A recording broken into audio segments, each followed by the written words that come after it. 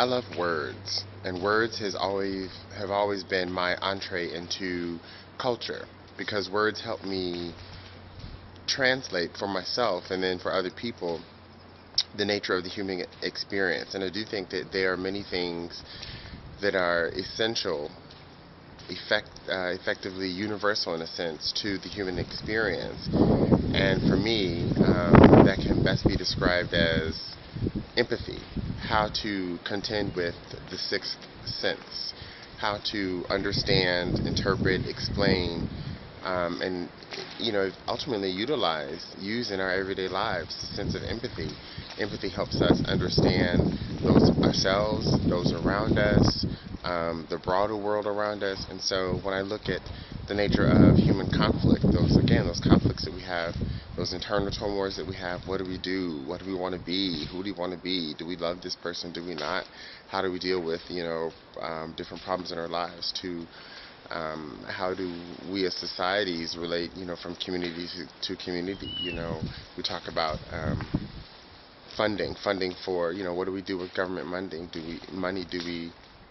Do we put money into old age schemes that take care of old people? Do we fund war? In a sense, how do we group ourselves and then determine who is the other?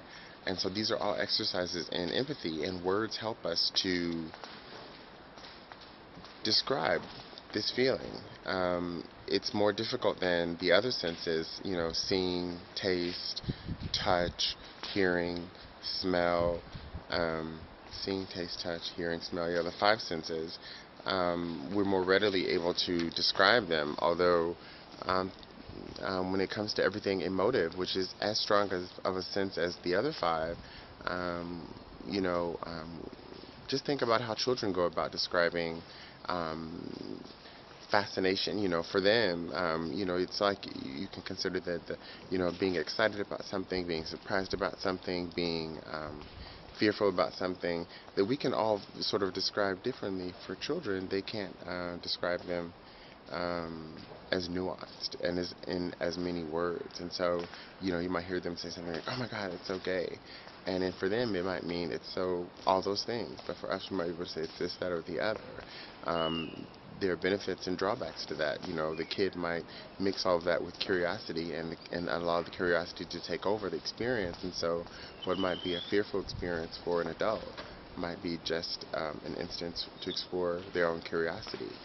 And to get kids to talk about that is the way that they develop their own critical mind, their own critical voice, and it's what we do as adults. And so, when I look at how people become divided, how conflict persists and becomes um, a real determination about who is other, who are we and therefore who are other, and how can we treat the other.